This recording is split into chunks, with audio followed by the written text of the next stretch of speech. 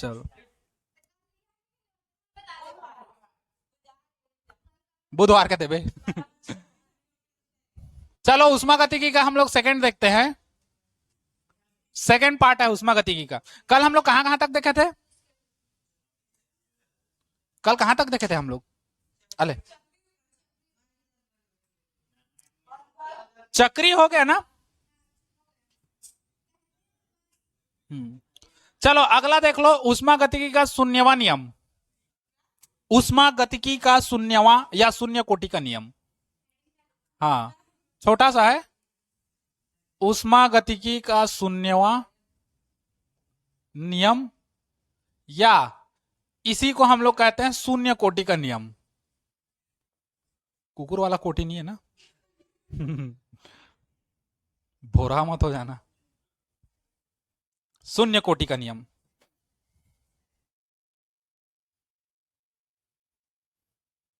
Heading डालो चलो।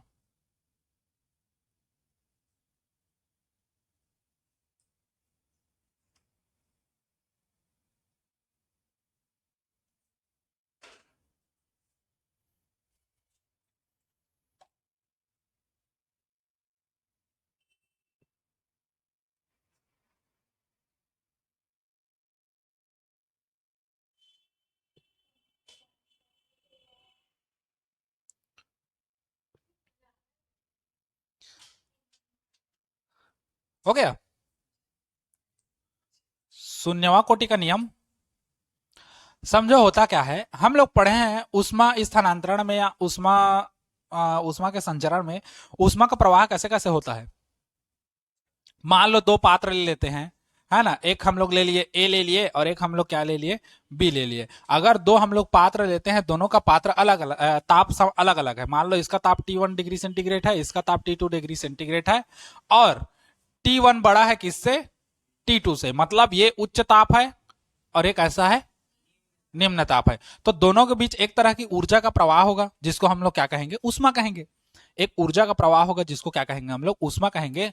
और इस जो उष्मा का प्रवाह है सदैव उच्च ताप से कहां तक होता है, निम्न ताप की ओर होता है। और यह प्रवाह तब तक होगा जब तक दोनों का ताप समान ना हो जाए। जब दोनों का ताप समान हो जाएगा तो उष्मा का प्रवाह अपने आप क्या हो जाएगा, बंद हो जाएगा या रुक जाएगा। तो जब दोनों का ताप समान हो जाता है तो उसी को हम लोग क्या कहते हैं, तापीय साम्य कहते हैं। मतलब ताप में क्या होना, समान होना। उसी को हम लोग क्या कहेंगे, तापीय साम्य कहेंगे। ठीक, जब दोनों का ताप हम लोग का क्या हो जाएगा, एक समान हो जाएगा, तो वो कहलाता है हम लोग का तापीय साम्य। और जब ऐसा कंडीशन आता है कि जब दो वस्तुओं का ताप समान हो या तापीय साम्य हो, तब उष्मा का प्रवाह क्या हो जाता है, रुक जाता है। ठीक, जरूरी नहीं कि दो अलग अलग पात्र ले। अगर हम लोग एक लंबा क्षण ले लें, अगर हम लोग लंबा एक क्षण ले लें, इसका सिरा ए मान ले, इसका सिरा बी मान ले। मान लो ए का ताप T1 डिग्री सेंटीग्रेड और ए2 का ताप, बी का ताप T2 डिग्री सेंटीग्रेड है। तो इसमें भी उष्मा का प्रवाह अगर T1 बड़ा है किससे, T2 से, तो इसमें भी उष्मा का प्रवाह किधर से किधर होगा, उच्च ताप से निम्न ताप की ओर। और ये तब तक होगा जब तक दोनों का ताप क्या ना हो जाए, समान ना हो जाए। हम लोग देखें एक क्षण को अगर मोमबत्ती से यहां पर गर्म कर रहे हो, यहां पर मोमबत्ती से, तो धीरे धीरे इधर भी गर्म होता है। कौन सी विधि से, चालन विधि से, है ना। तो क्या होता है, धीरे धीरे यहां से गर्म होता जाता है ना। मतलब एक सिरे से दूसरे सिरे तक ताप उष्मा का क्या होता है, प्रवाह होता है। यह प्रवाह तब तक होता है जब तक दोनों का ताप क्या ना हो जाए, समान ना हो जाए। अगर समान हुआ मतलब तापीय साम्य की स्थिति में आया, तो दोनों का ताप क्या हो जाएगा, समान हो जाएगा, और उष्मा का प्रवाह क्या हो जाएगा, उस समय रुक जाता है ना। तो अगर मान के चलो एक पात्र लेते हैं, तीन पात्र लेता हूं मैं, या तीन पदार्थ है कुछ भी, मान लो ए ले लिया, एक पात्र ये ले लिया, जिसको हम लोग क्या मान लिए, जैसे इसमें है तीन पात्र ले लेते हैं, ए बी और क्या करके, सी करके। तीन पात्र हम लोग ले लेते हैं। तीन पात्रों में कुछ ना कुछ हम लोग का भरा है ना, द्रव्य, चाहे तेल हो, चाहे पानी हो, चाहे कुछ भी हो, है ना। तीन पात्र, मान लो इसको हम लोग मान लेते हैं, इसका ताप हम लोग T A डिग्री सेंटीग्रेड, इसको मान लेते हैं TB, इसका ताप TA, इसका ताप TB, और इसका ताप क्या मान लेते हैं, TC, है ना। अब देखो तीनों को मानने के बाद क्या होता है, यदि दो निकाय किसी तीसरे निकाय के साथ पृथक पृथक रूप में तापीय साम्य है, पृथक पृथक मतलब अलग अलग। मान लो ये इसके साथ तापीय साम्य में है, मतलब TA बराबर होगा किसके, TB के, क्योंकि दोनों का ताप क्या हो गया, TC। ठीक, निकाय हमारे पास कितना है, तीन है। तीन निकाय है, तीन में से कोई दो निकाय अलग अलग रूप से तीसरे निकाय के साथ क्या है, तापीय साम्य में है, मतलब ताप की अवस्था कैसी है, दोनों में समान है। मतलब यदि इसका और इसका देखें तो टी ए बराबर किसका हो गया, टीसी के, तापीय साम्य में। अगर इन दोनों का देखें तो टी बी बराबर कितना हो गया, टीसी। समझे? मतलब हम लोग का कह रहा है यदि दो निकाय किसी तीसरे निकाय के साथ अलग अलग रूप से तापीय साम्य की अवस्था में है तो ये दोनों निकाय भी आपस में कैसे होंगे, तापीय साम्य की अवस्था में होंगे। समझे? समझे क्या बोला? देखो, ये दो निकाय अलग अलग रूप से इसके साथ तापीय साम्य की अवस्था में है, ये इसके साथ ये इसके साथ, तो ये दोनों भी आपस में क्या होंगे, समान होंगे। अरे सीधा समझो ना, इसको समीकरण एक मानो, इसको समीकरण दो मानो। यदि टी ए बराबर है टीसी के और टीबी बराबर है टीसी के, तो टी ए बराबर होगा टीबी के। क्यों? टीसी के जगह मैं समीकरण दो से टीबी भी रख सकता हूं ना, सीधा आ गया ना। बस वही कह रहा है, इसको तुम लोग गणितीय लैंग्वेज में समझोगे बस, बाकी फिजिक्स के लैंग्वेज में भी वही कह रहा है कि जब दो निकाय किसी तीसरे निकाय के साथ अलग अलग रूप से, मतलब पृथक पृथक रूप से तापीय साम्य की अवस्था में हो, तो वो दोनों निकाय भी आपस में कैसे होंगे, तापीय साम्य की अवस्था में होंगे। इसे ही ऊष्मागतिकी का शून्यवां नियम या शून्य कोटि का नियम कहते हैं। समझ गए? बस और कुछ नहीं। ठीक, तो हेडिंग डाले हो ना, परिभाषा लिखो, फिर चित्र को बना लेना, और चित्र को बनाने के बाद इसको लिख लेना। ठीक, चलो परिभाषा मैं बोल रहा हूं, लिखो। यदि दो निकाय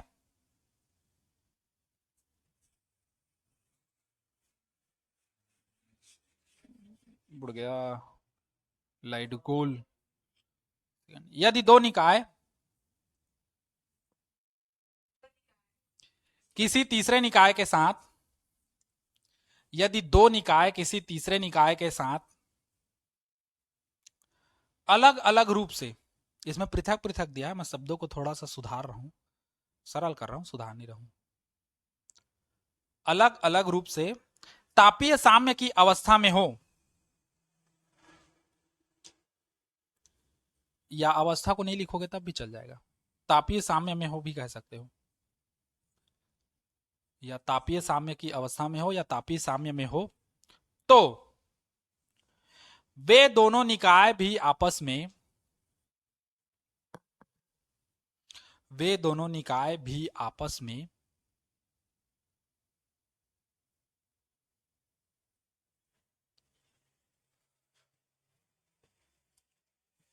तापीय साम्य की अवस्था, तापीय साम्य होंगे, तापीय साम्य में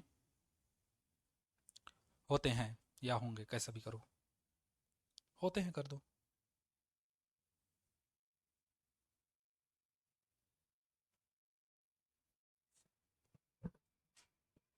ठीक, ये चित्र को बना लो, इसको लिख लो तीनों को। ठीक, और यही हम लोग का क्या कहलाता है, ऊष्मागतिकी का शून्यवां या शून्य कोटि का नियम कहलाता है। ठीक,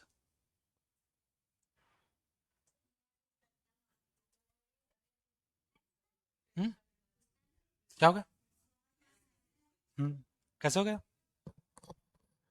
ये हो गया ना? हाँ, अच्छा इसी के नीचे लिख लेना, इसे ही ऊष्मागतिकी का शून्यवान नियम या शून्य कोटि का नियम कहते हैं। ठीक, अच्छा एक चीज समझो, ऊष्मागतिकी का जो नियम है, ये शून्यवान नियम या शून्य कोटि के नियम, ये नियम का जरूरत कैसे पड़ा, मतलब ये नियम का नाम शून्य कोटि क्यों पड़ा?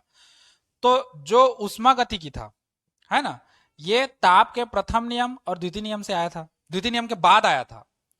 ऊष्मागतिकी का ये जो नियम है, ताप के प्रथम नियम और द्वितीय नियम के बाद आया था, है ना। तो क्या हुआ, ताप जो आया ना, वो भी प्रथम नियम और द्वितीय नियम के बाद में आया, लेकिन ऊष्मा जो है, ऊष्मा के कारण ही ताप आता है हम लोग का, तो ऊष्मा का नियम को ताप के नियम से पहले रखना था, ताप से पहले रखना था, जो प्रथम नियम और द्वितीय नियम से पहले रखना था। तो इसलिए प्रथम नियम और द्वितीय नियम से पहले क्या आएगा, एक और दो के पहले क्या आएगा, जीरो आएगा, इसलिए इसका नाम क्या था, शून्य कोटि का नियम पड़ा। सन लगभग 1930 का बात है ना, 1930 में अस्तित्व में आया था। इससे पहले प्रथम नियम द्वितीय नियम हो गया था हम लोग का, प्रथम नियम द्वितीय नियम के बहुत दिनों बाद या बहुत सालों बाद ये अस्तित्व में आया। तो चूंकि ताप भी प्रथम नियम और द्वितीय नियम से आता है ना, वो भी उसी से आता है, प्रथम नियम और द्वितीय नियम से। तो क्या हुआ, ताप जो है ऊष्मा के कारण ही होता है, हम लोग देख चुके हैं, है ना, ऊष्मा के प्रभाव के कारण ताप हमको पता चलता है। तो इसीलिए हम लोग को उसको पहले रखना था, इसको प्रथम नियम और द्वितीय नियम से। तो इसलिए हम लोग इसको क्या कहिए, शून्य का नियम दे दिया, क्योंकि 1 और 2 से पहले 0 आएगा, है ना। ठीक, चलो अब देखो आगे इसी में, किस लिए है यार मितेश, का टेंशन यार, देखता हूं।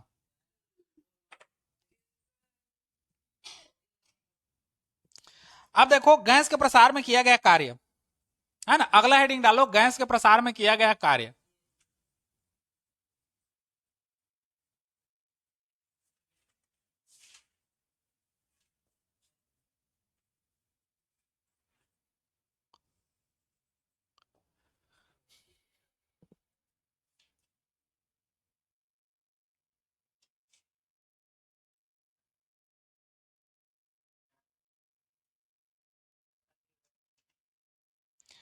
हेडिंग डालो, गैस के प्रसार में किया गया कार्य।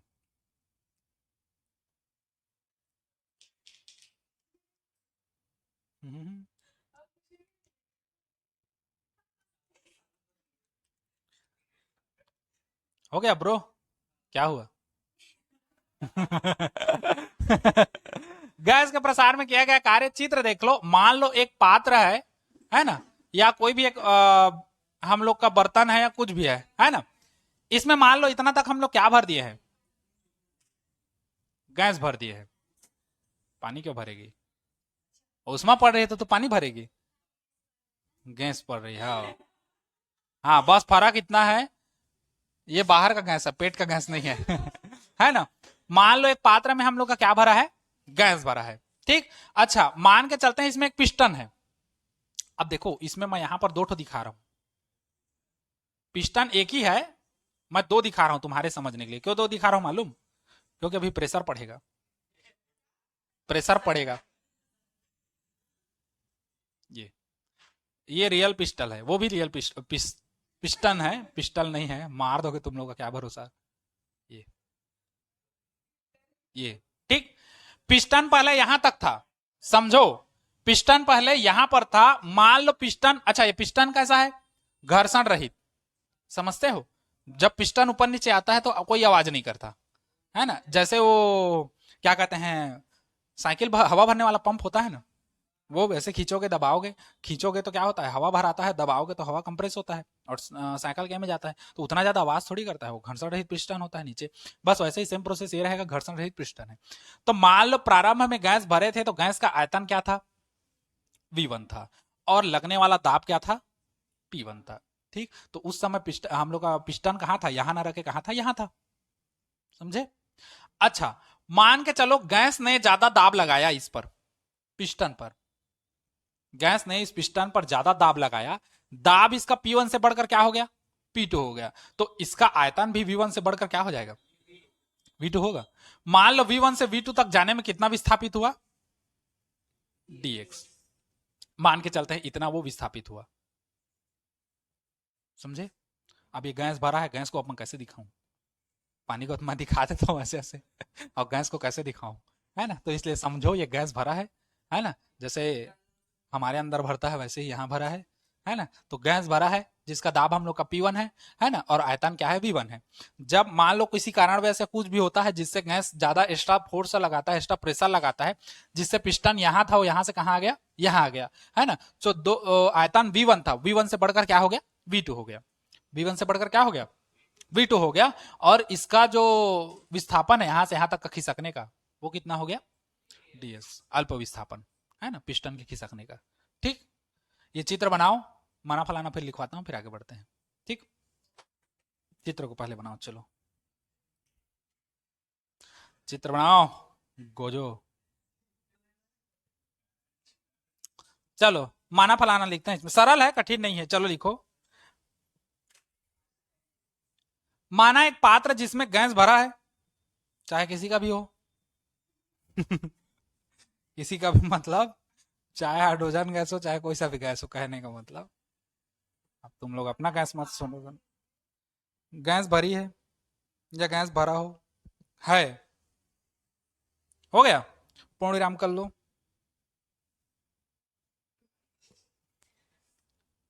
माना गैस का प्रारंभिक दाब P1 तथा आयतन V1 है। माना गैस का प्रारंभिक दाब P1 तथा आयतन क्या है? घड़ी च नहीं है, देख रहा हूं टाइम। आयतन क्या है? V1 है ना? है कि नहीं जी, बोलो ना। है तो, इसी को तो बोल रहा हूं, V1 है। ठीक, उसके बाद लिख लेते हैं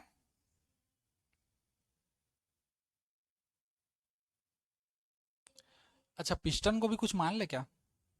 इसी में लिखो, माना पिस्टन का क्षेत्रफल कैपिटल ए है। कैपिटल ए मान लेना। माना पिस्टन का क्षेत्रफल कैपिटल ए है।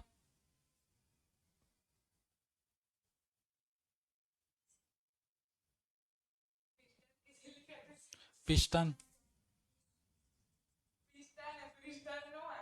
पिस्टन पिस्टन हो गया। ऐसे लिखा था पिस्टन। हाँ, पिस्टन का क्षेत्रफल कैपिटल ए है। हो गया, चंद्रा निकल जाते करो। पिस्टन का क्षेत्रफल कैपिटल ए है। ठीक, पूर्ण विराम कर दो, फिर उसी में लिखो इसमें यदि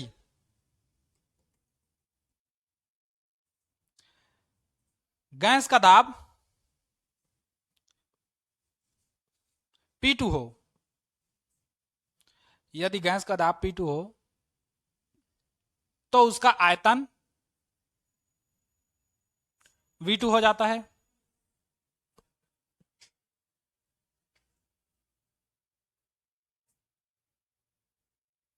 V2 हो जाता है ना?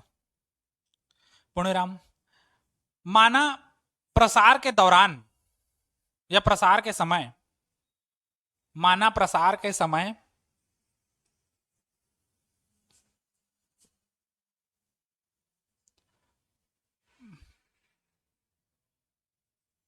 माना प्रसार के समय गैस का दाब कैपिटल P हो। माना प्रसार के समय, इधर P दिखा देना। माना प्रसार के समय गैस का दाब कैपिटल P हो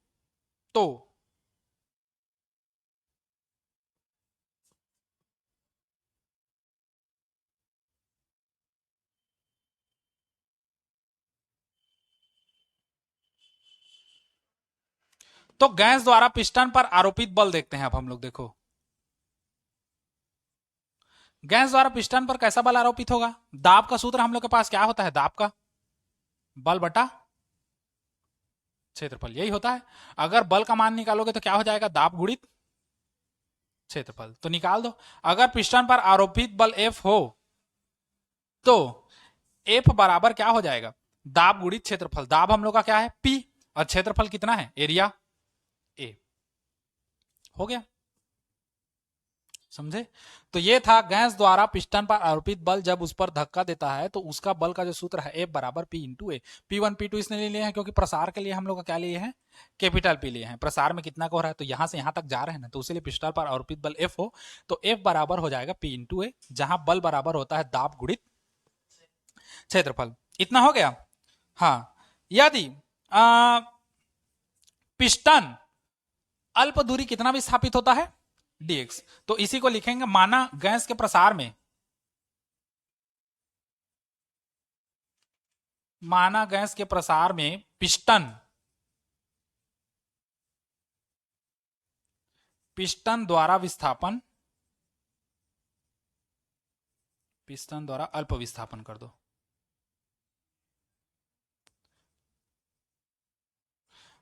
माना गैस के प्रसार में पिस्टन द्वारा अल्प विस्थापन क्या लेते हैं? dx हो तो अब देखो, गैस के प्रसार में पिस्टन हम लोग का V1 से कहां तक गया? V2 तक, मतलब अल्प विस्थापन कितना गया है? वो dx गया है। तब गैस द्वारा किया गया सूक्ष्म कार्य, क्योंकि यहां से यहां कोई भी चीज यहां से वहां करोगे तुमको कार्य करना पड़ेगा, तो गैस द्वारा किया गया सूक्ष्म कार्य, क्योंकि हम लोग का विस्थापन भी कैसा है, अल्प है, तो किया गया कार्य भी कैसा होगा, अल्प होगा, है ना। तो गैस द्वारा किया गया अल्प कार्य।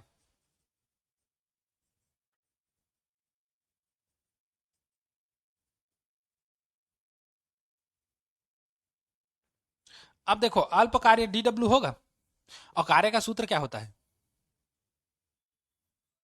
बल गुणित विस्थापन।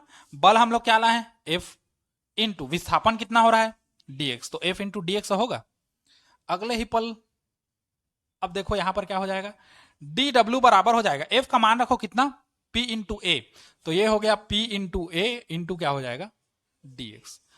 परंतु हमको पता है ए इंटू डीएक्स बराबर कितना हो जाएगा, डीवी होगा, एरिया ये है ना, और डीएक्स विस्थापन हो रहा है, तो हम लोग का वृद्धि किसमें हो रहा है, आयतन में वृद्धि हो रहा है ना, गैस के प्रसार में आयतन में क्या हो रहा है, वृद्धि हो रहा है, तो ए इंटू क्या हो गया, डी। अब डीवी के जगह मैं वी नहीं लिखा हूं ना, डीवी रहेगा, क्यों, क्योंकि प्रसार कैसा हो रहा है, अल्प हो रहा है, तो वृद्धि भी कैसा होगा, अल्प होगा। टोटल सीधा आयतन हम लोग का बढ़ नहीं जाएगा अचानक से, अच्छा आयतन हम लोग का कैसा होगा, धीरे धीरे बढ़ेगा। तो यही हम लोग का क्या बन रहा है, परंतु ए बराबर डीएक्स बराबर क्या होगा, डीवी, जहां लिख सकते हो गैस के आयतन में क्या, वृद्धि, शॉर्टकट ऐसे साइड में लिख देना, गैस के आयतन में वृद्धि, हो गया। तो ए इंटू डी एक्स के जगह में डीवी कर सकता हूं मैं, तो यहां पर हो जाएगा डी डब्ल्यू बराबर पी इंटू ए इंटू डी एक्स के जगह में सीधा कितना लिख दूंगा, डीवी। ठीक, अच्छा ये क्या है, अल्प कार्य है ना, तो अब हमको क्या चाहिए, संपूर्ण क्या है, गैस के प्रसार में किया गया कार्य, तो संपूर्ण कार्य चाहिए हम लोग को। हाँ, अब प्रसार हम लोग का गैस का प्रसार कहां से कहां तक हो रहा है, V1 से V2 तक, अतः V1 से V2 तक गैस के प्रसार में किया गया कार्य, सीधी सी बात है, समाकलन करेंगे, है ना, अवकलन समाकलन के बिना तो कोई चीज बनता नहीं है फिजिक्स में, तो हम लोग समाकलन कर देंगे कितना, डी डब्ल्यू बराबर समाकलन कर देंगे पी इंटू डीवी, और कैसा समाकलन होगा, निश्चित समाकलन, क्योंकि हमको लिमिट पता है V1 से कहां तक जाना है, V2 तक। तो देखो लिमिट लगाते हो तो इसको देखा करो पीछे किसके सापेक्ष तुम लोग समाकलन कर रहे हो, V के सापेक्ष कर रहे हैं, तो आयतन कहां से कहां तक जा रहे हो, V1 से V2, तो V1 से कहां तक चला जाएगा, V2 तक, हो गया। अच्छा कार्य कैसा हो रहा है, तो प्रारंभ में हम लोग का कार्य कैसा था, शून्य था, अब कार्य कितना हो गया, डब्ल्यू, तो जीरो से कितना कार्य कर रहे हो, डब्ल्यू तक कार्य कर रहे हो, और डी डब्ल्यू का जीरो से डब्ल्यू में सीधा क्या हो जाएगा, डब्ल्यू हो जाएगा, शुरू से पता है कि बताना पड़ेगा, समझ जाओगे ना, कुछ नहीं है, डब्ल्यू नहीं है मतलब डब्ल्यू घात जीरो कर दो, जीरो प्लस वन नीचे आ जाता है ना, वो तो पढ़ चुके हो। यहां से देखो कैसा होगा, पी बाहर निकलेगा, समाकलन डीवी V1 से कहां तक, V2 तक। अब यहां कुछ नहीं है, तो W बराबर ये हो जाएगा P, ये हो जाएगा V का घात जीरो प्लस वन, और नीचे कितना हो जाएगा, जीरो प्लस वन, और ये हो जाएगा V1 से कहां तक, V2 तक, होगा। अब इसी में आगे देखो, W बराबर हो जाएगा P, और ये हो जाएगा V, जीरो प्लस वन मतलब वन, और नीचे वन, तो नीचे का तो कोई मतलब नहीं है, ये हो गया V1 से कहां तक, V2 तक। अब लिमिट लगा दो, W बराबर P इंटू, ये हो जाएगा उच्च सीमा माइनस निम्न सीमा, तो V1 माइनस V2, या इसी को जमा के लिखोगे तो W बराबर P इंटू क्या हो जाएगा, सॉरी V2 माइनस V1 होगा, उच्च सीमा माइनस निम्न सीमा, तो P इंटू क्या हो गया, डेल V। यही है हम लोग का गैस के प्रसार में किए गए कार्य के लिए व्यंजक, या इसको अगर हम लोग अल्प पदों में लिखें तो डी डब्ल्यू बराबर कितना हो जाएगा, P इंटू डीवी। ठीक, ये वही छह जो लाए थे, कहां पर है ये, वही छह। ठीक, तो यहां तक को याद रखना, ये हम लोग का क्या है, व्यंजक, समझे। चलो इसको नोट करो,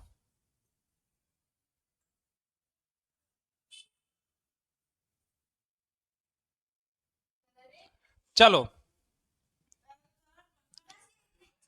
हाँ उतना ही ये, अब क्या होगा यहाँ पर चिपकेगा, अब इसको बनाऊंगा आज, ये हाँ, सोचता हूँ भूल जाता हूँ, सोचता हूँ भूल जाता हूँ उसलिए तो मैं स्पष्ट कर रहा हूं, सोचता हूं फिर भूल जाता हूं। है ना? अब देखो, हम लोग कार्य को ऊष्मा में 100% कन्वर्ट कर सकते हैं। 100% कार्य को हम लोग ऊष्मा में क्या कर सकते हैं? बदल सकते हैं। लेकिन ऊष्मा को कार्य में 100% नहीं बदल सकते। क्यों? क्योंकि ऊष्मा को कार्य में बदलने, देखो कार्य को ऊष्मा में आराम से बदल सकते हैं। गर्म हुआ तो तुम लोग कहा कर नहीं रहो तो कहां से गर्म हो? ऐसे कहा था मैं करा था तुम के हाथ गर्म हुई तो थोड़े हुई उसने हम गर्म। है ना? तो देखो हाथ को पकड़े ऐसे ऐसे हिलाए, वही है सेम। रगड़े तो रगड़ने से क्या होगा? थोड़ा देर रगड़ोगे तो हाथ क्या हो जाएगा? हल्का गर्म, मतलब उष्मा का थोड़ा सा क्या हुआ? प्रवाह। तो कार्य को हम लोग 100% क्या कर रहे हैं? उष्मा में कन्वर्ट कर रहे हैं। लेकिन उष्मा को हम लोग कार्य में कन्वर्ट नहीं कर सकते। क्यों? क्योंकि उष्मा को कार्य में कन्वर्ट करने के लिए हम लोग को उष्मा का क्या करना पड़ेगा? प्रवाह करना पड़ेगा। और उष्मा प्रवाह करोगे तो कुछ ना कुछ उष्मा का क्या होगा? हानि होगा। ठीक। और याद रखना, 1 कैलोरी बराबर होता है कितना? 4.18 जूल। है ना? क्यों? कार्य का मात्रक क्या है? जूल। किसमें? एमकेएस में। ठीक। और अर्ग किस में है? सीजीएस में। और उष्मा का मात्रक क्या होता है? कैलोरी। उष्मा का मात्रक क्या होता है? कैलोरी। मतलब अगर हम लोग इतना जूल कार्य करें तो हम लोग उष्मा उत्पन्न कर सकते हैं। मतलब 4.18 जूल कार्य करें तो हम लोग 1 कैलोरी उष्मा क्या कर सकते हैं?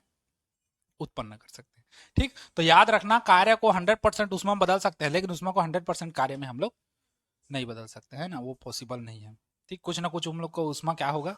हानि होगा, लॉस जाएगा ही जाएगा हम लोग का। कितना टाइम हुआ है? 28। हाँ हाँ, मैं कब कह रहा हूँ? 10:28। 8:28 हो गया तो रुको ना, देखता हूँ बताने लायक कुछ हो तो। आए आ ही तो कहत रही। तो आज इतना ही देख लो। हम्म। आज इतना ही देख लो, बस इतना ही देखो आज।